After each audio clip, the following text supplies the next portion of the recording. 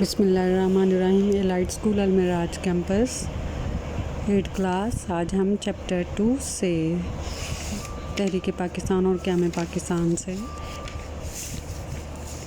پہلے governor general کی حیثیت سے قائد اعظم محمد علی جناح کی خدمات اور کارناموں کے بارے میں تھوڑا پڑھیں گے، اور یہ پیج نمبر 35 پہ ہے.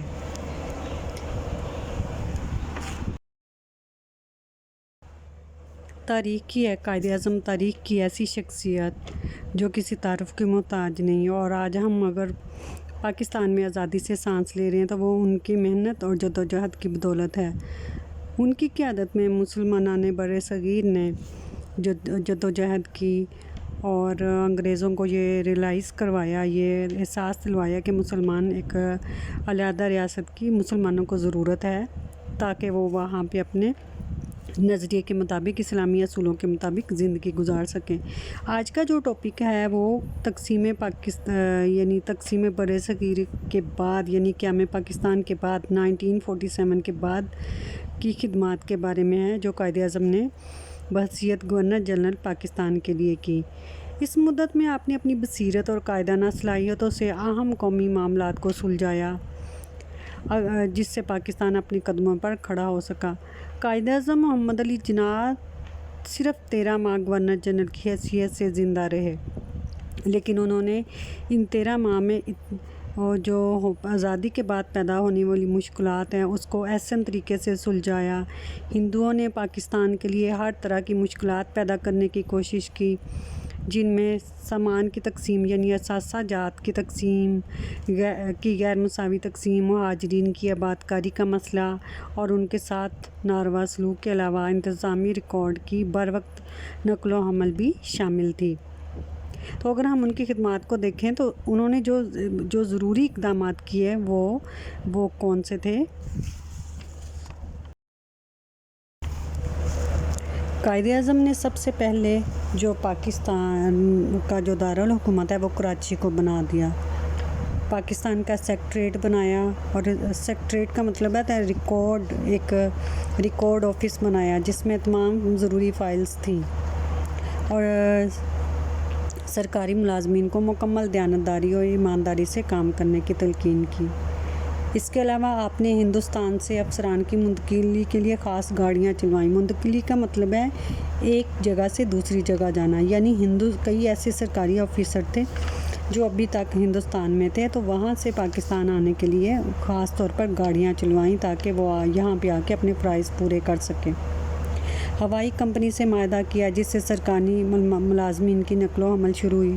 ہوائی کمپنی یعنی پلینز کے ذریعے جو ملازمین ہیں وہ ایک جگہ سے دوسری جگہ آ سکیں.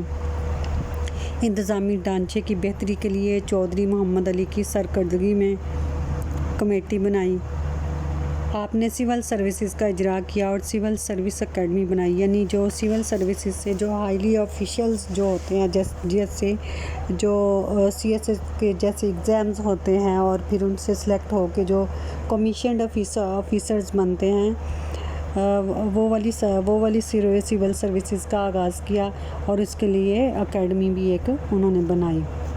اس کے علاوہ آپ نے اکاؤنٹس اور فورن سروسز کا آغاز بھی کیا، یعنی اکاؤنٹس کو مینیج کرنے کے لیے، فنانس کو، پیسوں کو، رقم کو سنبھالنے کے لیے، اس کو اچھی طرح سے مینیج کرنے کے لیے انہوں نے کئی بینکس بنائے، اور اس کے بینکس جو ہیں وہ اس کو بنانے کا اعلان کیا. اس کے علاوہ آپ نے فورن سروسز کا بھی آغاز کیا. فورن سروس کا مطلب ہوتا ہے کہ غیر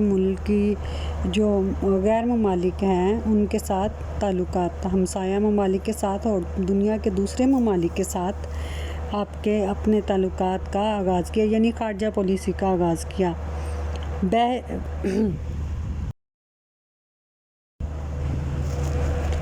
قائد اعظم نے بحری و بری فوج کو بہتر حالات میں لانے کے لیے ہیڈ کوارٹر بنائے، اور اس کے علاوہ اسلحہ فیکٹری کا قیام بھی آپ کے دور میں ہوئے.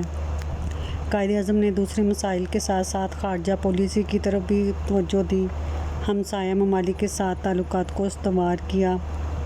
اس کے علاوہ قائد اعظم کی مدبرانہ شخصیت کی بدولت پاکستان اقوام متحدہ کا بھی رکن بنا.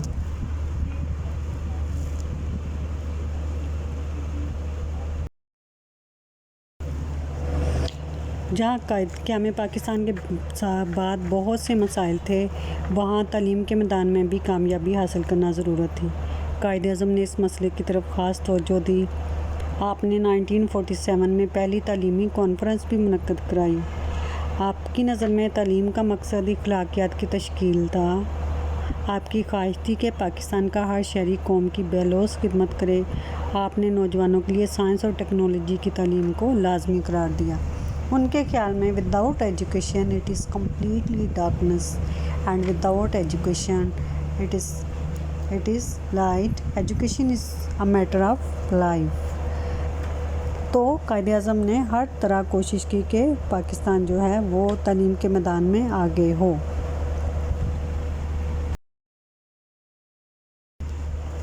قائد اعظم کے جسم میں جب تک جان رہی، انہوں نے پاکستان کی ہر ممکن خدمت کی۔ خراب صحت کے باوجود عام فائلوں کا مطالعہ بھی کرتے رہے۔ اگرچہ قائد اعظم کو بیماری نے بہت کمزور کر دیا تھا، لیکن آپ کے حوصلے پست نہ ہوئے۔